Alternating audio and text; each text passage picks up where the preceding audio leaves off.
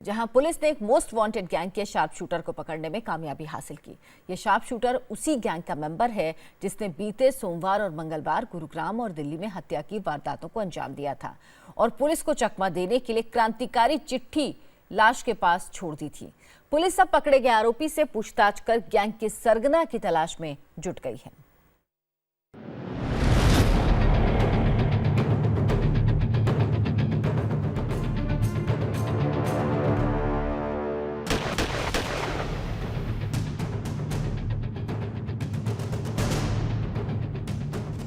दिल्ली के सन की गैंग का शार्प शूटर गिरफ्तार। पुलिस की गिरफ्त में पहुंचा रोड रेज का आरोपी। अब क्रांतिकारी कातिल का बचना नामुमकिन।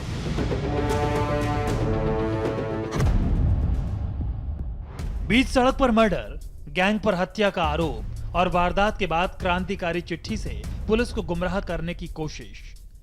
ये वो तमाम कड़ियां थीं जिसने दिल्ली एनसीआर के उभरते हुए गैंग के गुर्गों को पुलिस के शिकंजे तक पहुंचा दिया। एक के बाद एक हत्याओं की वारदात को अंजाम देकर ये गैंग अपना खौफ फैलाना चाहता था, लेकिन साथ ही ये गैंग शातिर तरीके से क्रांतिकारी खत के जरिए खुद को समाज का मसीहा बताकर पुलिस की आंखों में धूल भी झोंक रहा था।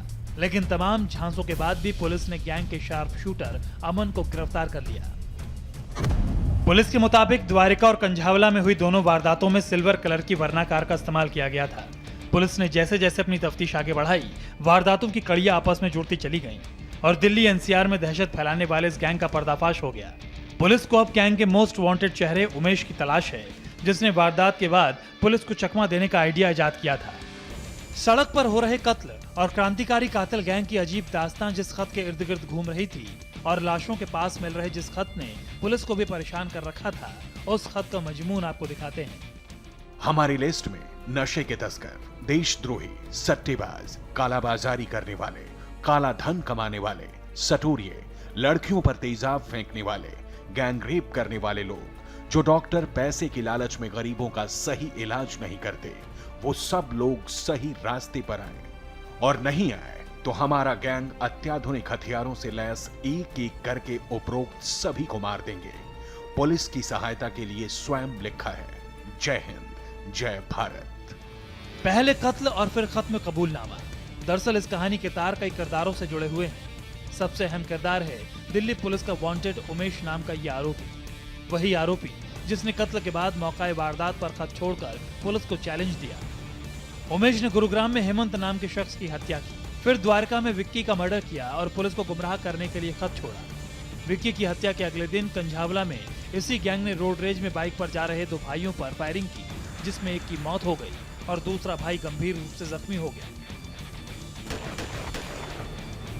अब गैंग के शार्प शूटर के पकड़े जाने के बाद भी पुलिस के सामने सबसे बड़ा सवाल है कि अगर गैंग ने हत्याएं की तो उमेश ने डेड बॉडी पर क्रांतिकारी खत क्यों फेंका।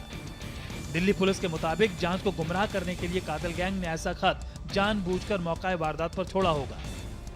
हमारी लिस्ट में नशे के तस्कर, देशद्रोही, सट्टेबाज, कालाबाजारी करने वाले, काला धन कमाने वाले, सटोरिये, लड़कियों पर तेजाब फेंकने वाले, गैंग रेप करने वाले लोग, जो डॉक्टर पैसे की लालच में गरीबों का सही इलाज नहीं करते, वो सब लोग सही रास्ते पर आए और नहीं आए तो हमारा गैंग अत्याधुनिक हथियारों से लैस एक एक करके उपरोक्त सभी को मार देंगे। पुलिस की सहायता के लिए स्वयं लिखा है। जय हिंद, जय भारत। तमाम वारदातों की कड़ियां जोड़ने के बाद से पुलिस की कई टीमें उमेश और उसके गैंग की सरगर्मी से तलाश कर रही थीं। पुलिस को अंदेशा था कि गुरुग्राम में हेमंत पर कातिलाना हमले के बाद साजिश के तहत विक्की की हत्या की गई और अगले दिन कंझावला में भी इसी गैंग ने रोड रेज की वारदात को अंजाम दिया। दिल्ली पुलिस के मुताबिक उमेश एक गैंग बनाकर वारदातों को अंजाम दे रहा है। ये एक उभरता हुआ एक ग्रुप है, 4-5 लड़कों का ग्रुप है, जो कि करीब एनसीआर रीजन में 4-5 वारदात को अंजाम दे चुके हैं अभी तक। काफ़ी डेस्परेट लड़के हैं और इन पर जल्द ही हम रिवॉर्ड डिक्लेयर कराने की भी कार्रवाई शुरू करेंगे और उससे पहले हम इनको कोशिश करेंगे कि इनको पकड़ा जाए तो इनको नैप भी कर लेंगे।